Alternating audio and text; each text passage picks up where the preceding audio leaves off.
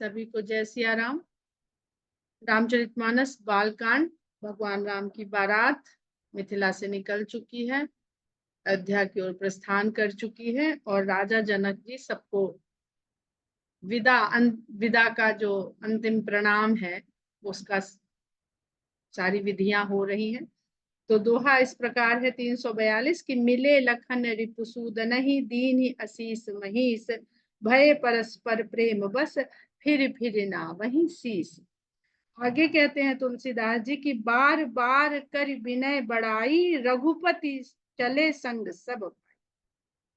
जनक जी की बार बार विनती बड़ाई प्रशंसा करके बहुत आदर, बहुत विनम्रता और बहुत प्रेम स्नेह के साथ जनक जी को संतुष्ट करके, आनंदित करके, भर के पूर के रामचंद्र जी भाइयों के सहित आगे बढ़ जाते हैं। और उसके पश्चात जनक गहे कौशिक पद जाई, चरण देनु सिर नयनन हिलाई। जनक जी विश्वामित्र जी के चरण छूते हैं जाकर के और उनके चरणों की धूल को अपने शीश और नैनों में लगाते हैं। सभी जानते हैं अगर विश्वामित्र जी नहीं होते तो ये सुंदर अवसर जनक जी को देखने को नहीं मिलता। तो यह भी बहुत महत्वपूर्ण है। कभी कभी हम लोग किसी के द्वारा किसी से मिलते हैं या किसी कार्य को संपन्न करवाते हैं, फिर हम उन लोगों से इतने घनिष्ठ हो जाते हैं कि जो मिलवाने वाले होते हैं उनको भूल जाते हैं, उनको गौड़ कर देते हैं, उनकी अब उपेक्षा कर जाते हैं। तो ये नहीं करना चाहिए। ये सब छोटी छोटी बातें ये भी सिखा रही हैं कि किसके द्वारा आपको किसी से भेंट करने का अवसर मिला है उसकी महत्ता को कभी भी भूलिए नहीं। बहुत अपने नित्य की जो सामाजिक हम लोगों की प्रक्रिया है या जो हम लोग देखते हैं बड़े बड़े प्रतिष्ठानों में या राजनीति में या बड़े बड़े कार्यों में, इंडस्ट्रीज में किसी ने किसी को मिलवा दिया, फिर उसको सुपरसीड करके आगे बढ़ जाते हैं और भूल जाते हैं उनको। तो ये सब छोटी छोटी बातें भी हैं जो हमें जीवन में उतारने के लिए, सीखने के लिए बहुत महत्वपूर्ण है। और हमारे भीतर के सदाचार को, शिष्टता को, अच्छाई को किस प्रकार बनाए रखते हैं, क्यों राजा जनक राजर्षि के पद पर विराजमान है। सुन मुनीस बर दर्शन तोरे, अगम न कछु प्रतीति मन मोरे। कहते हैं मुनीश्वर, श्रेष्ठ मुनीश्वर, आपके दर्शन से ही मुझे ये जो अगम्य है, अगम न कछु, अब कुछ भी अगम्य नहीं है, कुछ भी ऐसा नहीं है जो मैं प्राप्त न कर सकूं, ये मेरे मन में दृढ़ विश्वास हो चुका है। जो सुख सुजस लोकपति चाहि, करत मनोरथ सकुचत आहि।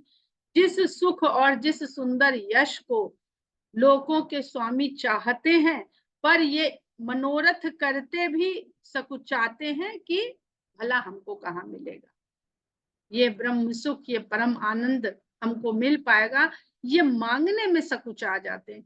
देखिएगा तो भगवान कहते हैं बार बार कि मोरे नहीं अदेय कछु, मुझे कुछ भी अदेय नहीं है, आप मांगिए। पर मांगने के लिए हम लोग भटक जाते हैं।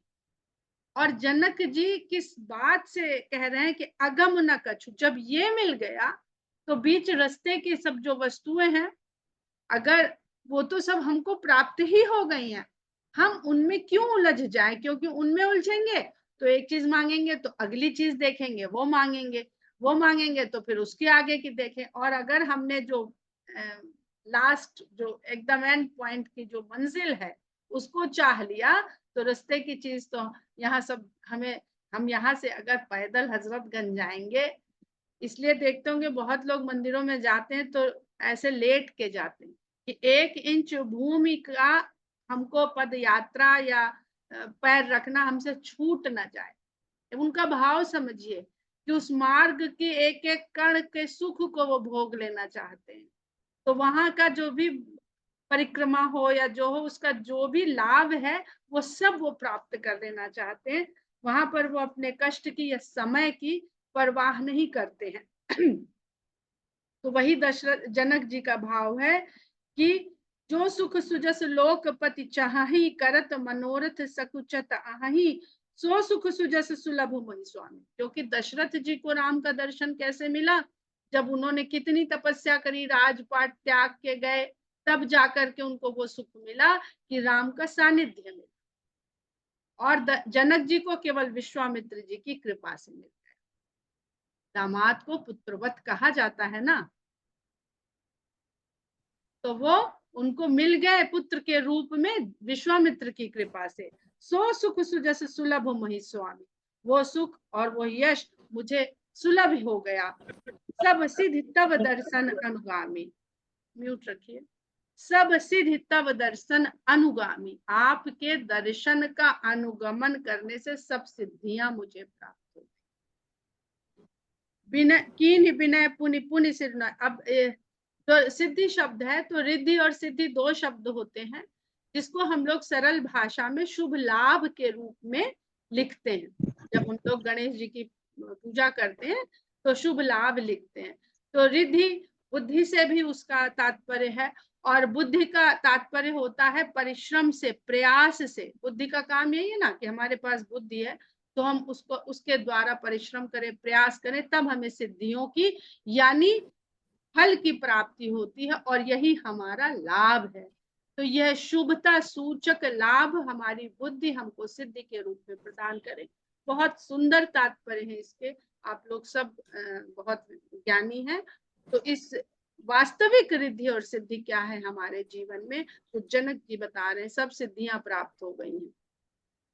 कीन विनय पुनि पुनि पुनि सिरुनाई, फिरे मही सु आशीषा पाई। बार बार शीश नवा करके विनती करते हैं जनक जी, और मही विश्वामित्र जी का आशीर्वाद पा करके फिरते हैं, यानी लौटते हैं।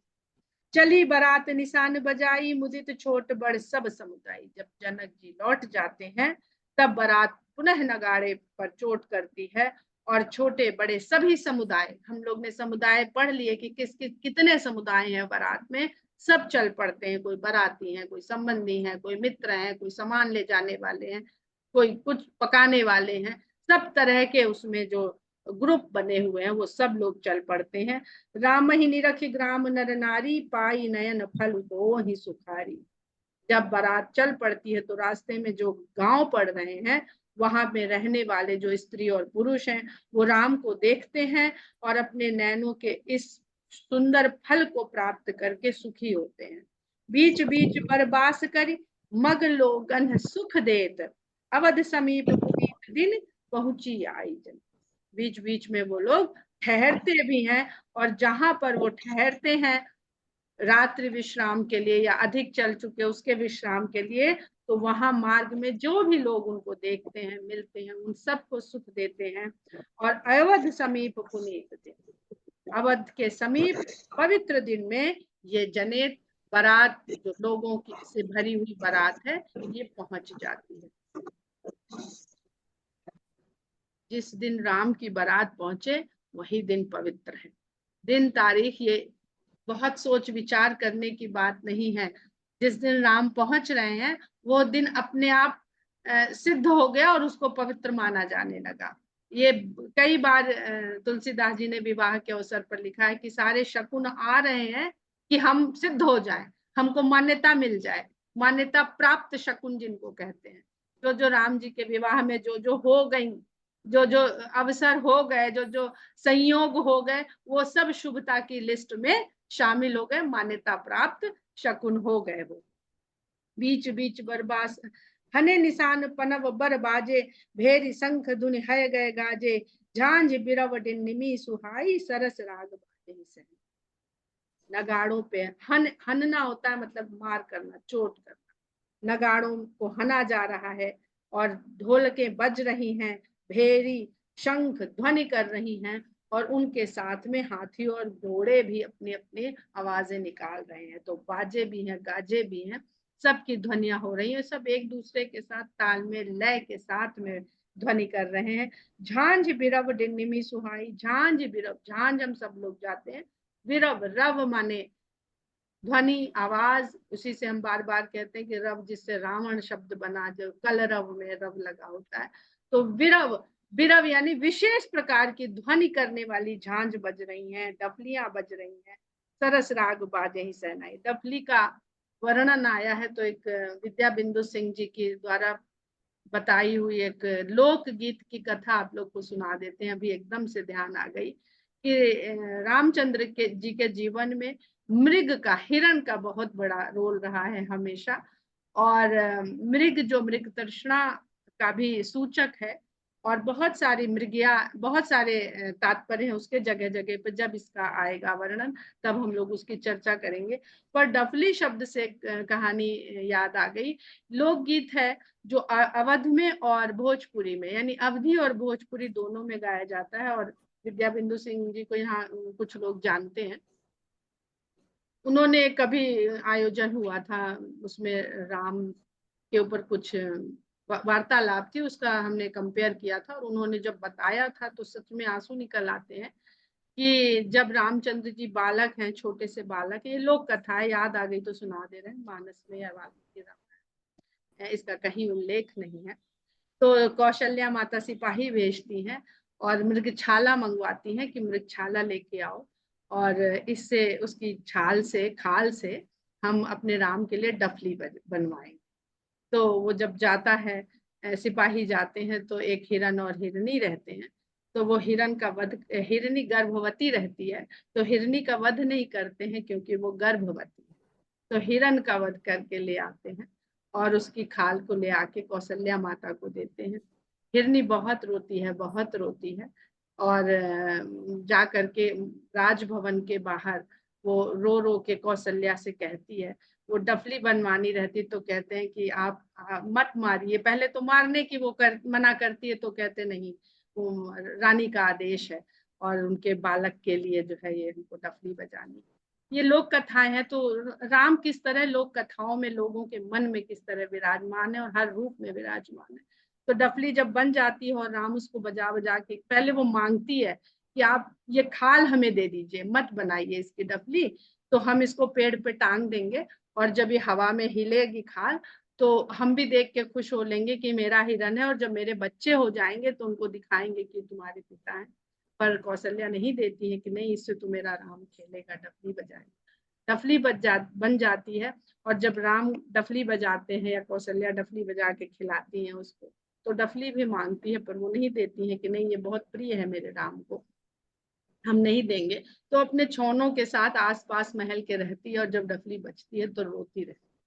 वो लोकगीत में उस हिरनी की सारी व्यथा है, बहुत मार्मिक लोकगीत है। और जब वो नहीं देती है कौशल्या, तो वो हिरनी कौशल्या को श्राप देती है कि जिस प्रकार मेरे पुत्र और मैं अपने हिरन के लिए रो रहे, मेरे बच्चे अपने पिता के लिए रो रहे हैं, और मैं अपने पुत्र का दुख देख रही हूँ, ऐसे ही तुम जो है अपने पुत्र के शोक में, वियोग में ऐसे ही रोगी, ऐसे ही तड़पोगी, ये श्राप देती है। और उसी मतलब भगवान सबके मन की व्यथा को सुनते हैं और उसको पूरा करते हैं। पर इसमें बड़ी सुंदर बात जो उन्होंने बताई थी, हम उतना अच्छा नहीं बता पाए हैं आप लोगों को, कि जो अवध में ये लोकगीत गाया जाता है उसमें हिरनी श्राप नहीं देती है, वो खाली सुनती रहती है और जीवन अपना ऐसे ही बिता देती है। पर जो भोजपुर की हिरनी है, भोजपुर के लोकगीतों में जो है वो श्राप देती है। तो उन्होंने ये इस तरह से उसे समझाया था कि अवध के लोग श्राप देने की भी प्रवृत्ति नहीं रखते, लेकिन जो मिथिला के आसपास का क्षेत्र है उनमें कहीं ना कहीं रुष्टता है राम को लेकर के। तो उनके लोकगीतों में वो रुष्टता प्रकट होती है। बहुत सुंदर है। कभी शायद इसमें है, आप लोग गूगल पे सर्च करिएगा तो वो मिल जाएगा शायद, तो उसको पढ़िएगा, बहुत सुंदर है। उनकी पुस्तक में उसका वर्णन है, विद्या बिंदु सिंह जी। तो झांझ बिरव डिन्निमी सुहाई, सरस राग बाजही सहनाई, ये हम सब लोग जानते हैं कि ढोलक हो, तबला हो, डफली हो, ये सब खाल से बनते हैं, इनमें खाल लगी होती है पशुओं की। सरस राग बाजही सहनाई, और बहुत सुंदर रसीले रागों को शहनाई में छेड़ा जा रहा है।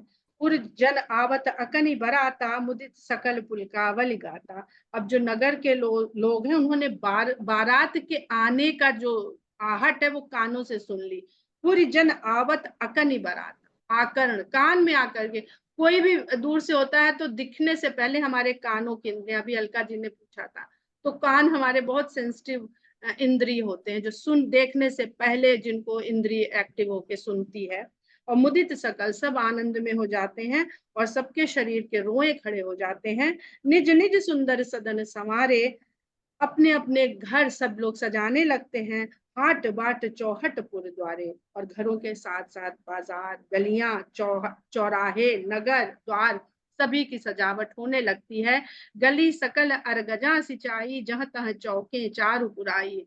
सारी गलियां अरगजा से सिंचा दी जाती हैं, चंदन और केसर को पानी में मिला के। आजकल की तरह फिनाइल और लाइजॉल नहीं, जो बिल्कुल सात्विक वस्तुएं। सोचे कितना भंडार रहा होगा हमारे, कितनी प्रचुर मात्रा रही होगी कि केसर और चंदन से उस जल को सुगंधित किया गया।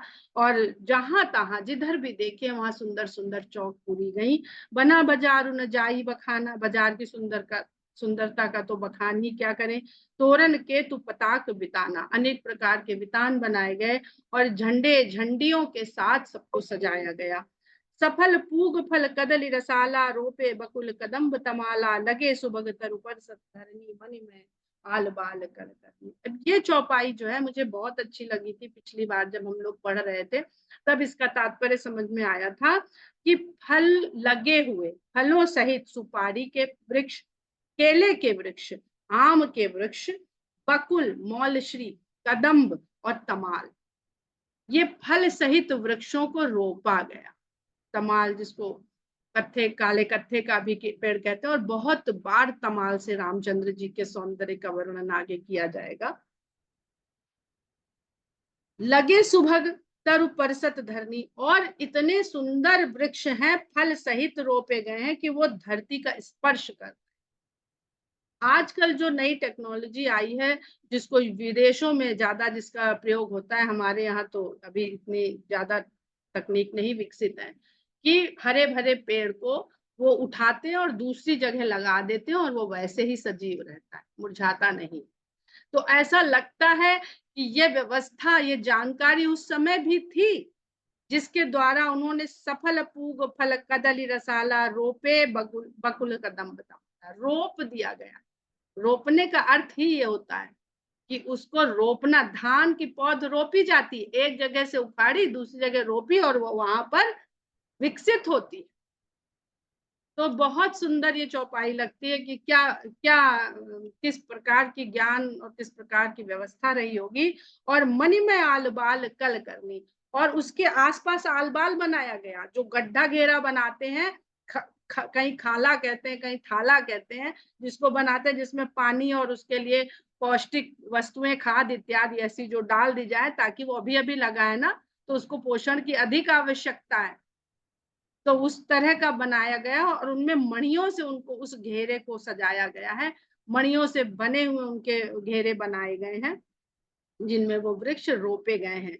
विविध भांति मंगल कलश गृह गृह रचे संवारी, सुर ब्रह्मादि सिहाई सब रघुबर पुरी निहार। अनेक प्रकार के मंगल कलश जो हैं वो घरों में लगाए गए हैं, सब सजे हुए हैं। और देवता ब्राह्मण ब्रह्मा जी आदि सब राम की इस पुरी को देख देख करके सिहार रहे हैं। इतनी सुंदर, इतनी सुंदर, इतनी सुंदर, कहीं नहीं पा रहे हैं कुछ। भूप भवन तही अवसर सोहा, रचना देखी मदन मनु। देखिए, कामदेव को कहीं भी छोड़ा नहीं जा रहा है। पूरे इस वैवाहिक कार्यक्रम में अगर कोई साथ साथ चल रहा है तो वो मदन है। कहते हैं कि राजा के भवन की इस अवसर पर शोभा क्या है कि उसकी रचना को देख करके तो कामदेव का भी मन मोहित हो रहा है। मंगल सगुन मनोहरताई, रिधि सिद्धि सुख संपन्न।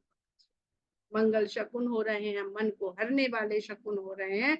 और अभी जो हमने कहा रिद्धि सिद्धि, ये जो रिद्धि सिद्धि है, जो बुद्धि के द्वारा जो सिद्धि प्राप्त होती है, जो शुभ और लाभ है, यही हमारी सुख संपत्ति को बढ़ाने वाला होता है।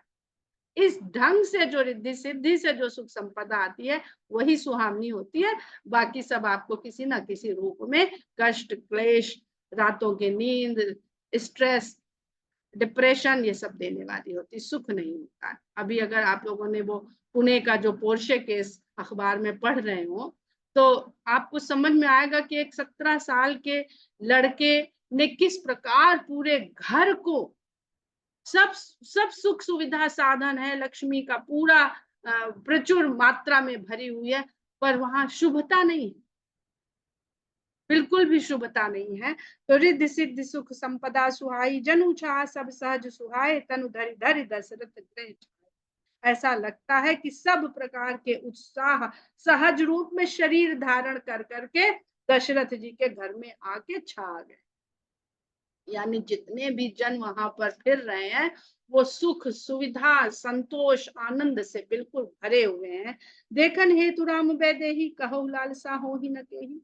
राम और सीता को देखने के लिए भला किसको लालसा नहीं होगी। जूथ जूथ मिल चली सुहासिन, निज छवि निदरहि मदन विलासिन।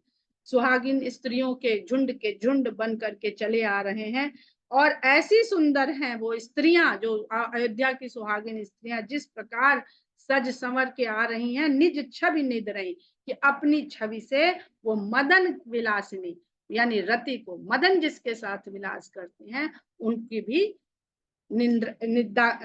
निंदा कर देती हैं। सकल सुमंगल सजे आरती, गावहीं जन बहु बेश भारती। सभी मंगल सामग्रियों से आरतियां सजी हुई हैं और गावहीं जन बहु बेश भारती, इन स्त्रियों के लिए कहा जा रहा है कि ऐसा लगता है कि सरस्वती स्वयं इन स्त्रियों का रूप धारण करके आरती और मंगल गायन गाने के लिए वहां पर उपस्थित हो गई हैं। भूपति भवन कोलाहल होई, जाई न बरनि समौ सुख सोई। और राजा के भवन में ऐसा कोलाहल हो रहा है जिसका वर्णन नहीं किया जा सकता, क्योंकि ये सुख का समय, सुख के समय का जो कोलाहल होता है वो किसी को खराब नहीं लगता है, सबको आनंद देता है। कौशल्यादि राम महतारी, प्रेम विवश तन दशा विसारी। राम की जो माताएं हैं कौशल्या आदि के साथ सब प्रेम के इतना वशीभूत हो गई हैं कि अपनी देह की दशा बिसर गई है, भूल गई है। क्यों? क्योंकि राम वैदेही के साथ, जब राम और वैदेही के साथ आए हैं तो देह की दशा, हम उस परम आनंद में, उस परम अवस्था में पहुंच जाते हैं। शरीर के द्वारा राम का जो रूप है वैदेही के साथ, जो प्रकट है संसार में राम की आदि शक्ति, वो वैदेही है। राम तो राम है पर सीता वैदेही के रूप में है। तो इसलिए सबके अपनी तन की दशा भूली जा रही। ये आनंद की वो अवस्थाएं हैं, ये ध्यान में, समाधि में, भजन में, कीर्तन में जब भाव विहलता बढ़ जाती है तो ये जाने कहां पर जाकर के महसूस होती है, वहां कहीं देह नहीं। दिए दान विप्रन विपुल पूज, गणेश पुरारी प्रमुदित परम दरिद्र जनु पाई पदार्थ चारी।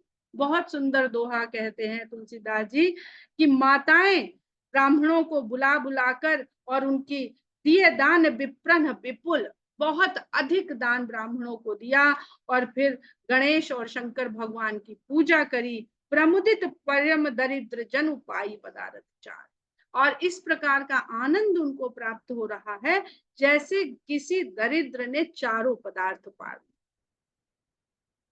मोह प्रमोद विबस सब माता, माता चलहि न चरण शिथिल भय गाता। अब ये सब ट्रांस की अवस्था में जा चुकी हैं माताएं, आनंद की परम अवस्था में जा चुकी हैं।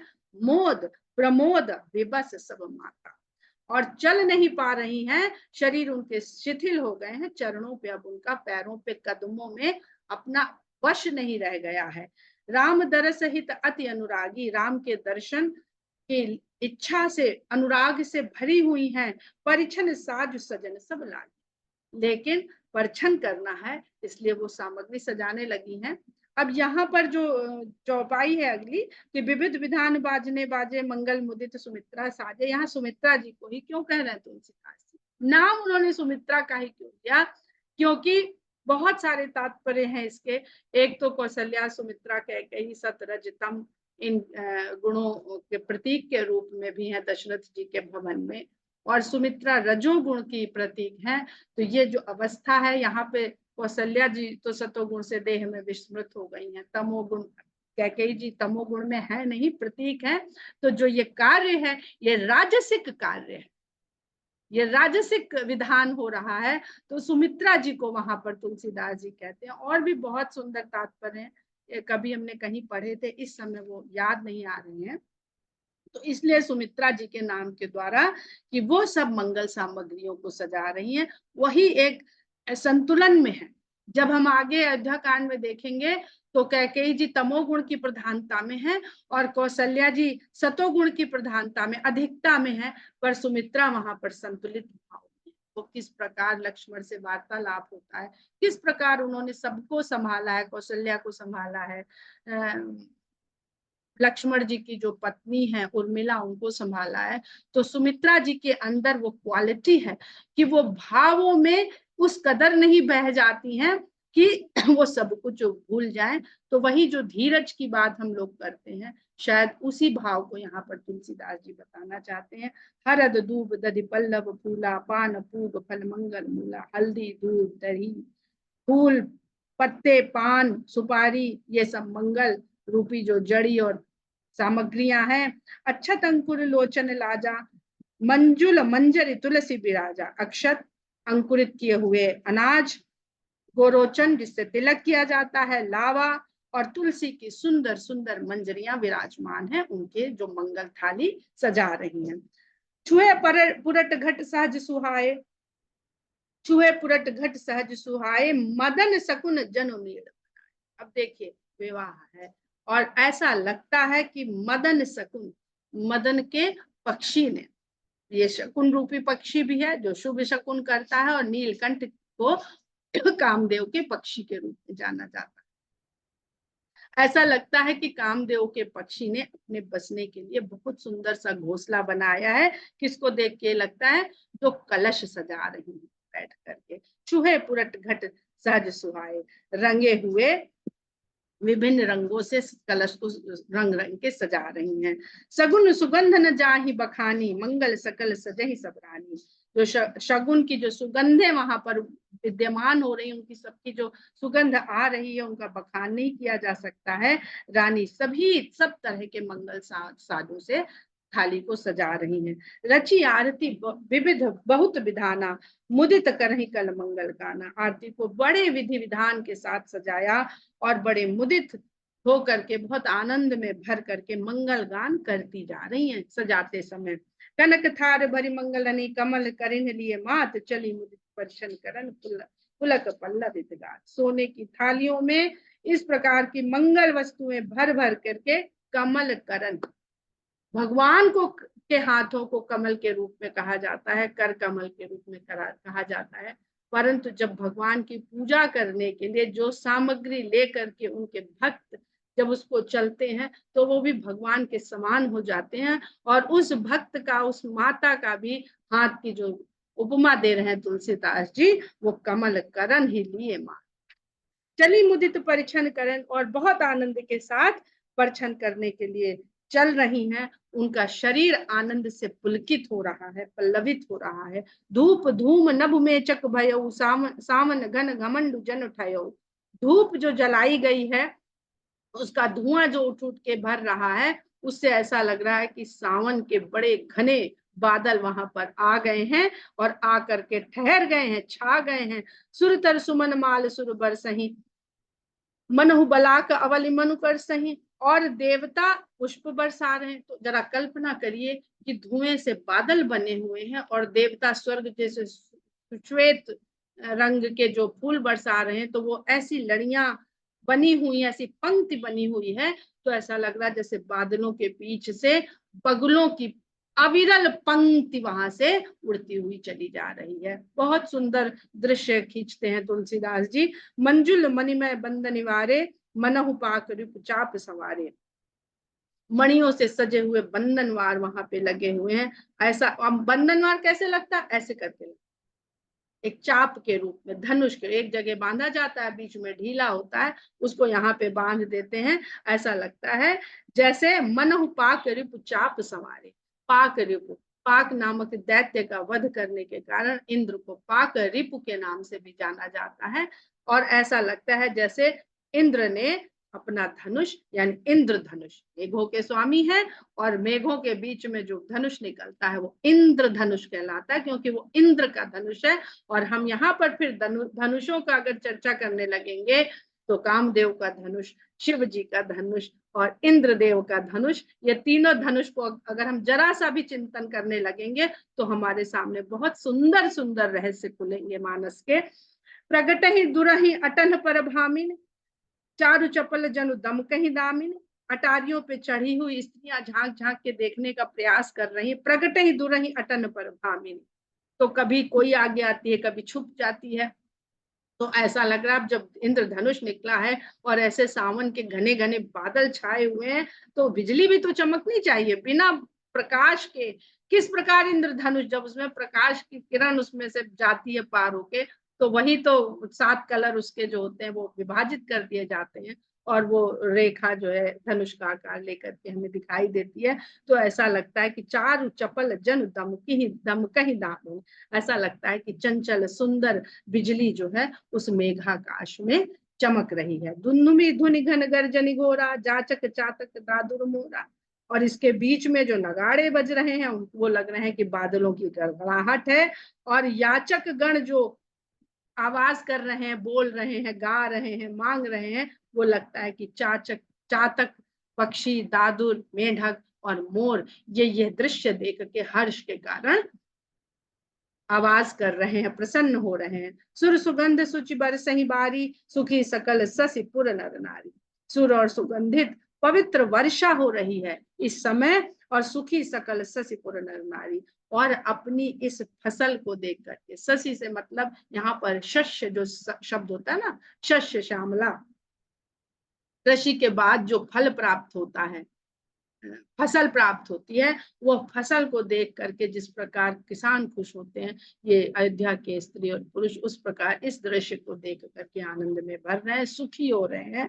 समूजान गुराय सुदीन्हा पुर प्रवेश रघुकुल मणि। समय उचित जान करके, मुहूर्त को देख करके गुरु वशिष्ठ ने आज्ञा दी और रघुकुल मणि ने अयोध्या नगरी में प्रवेश किया।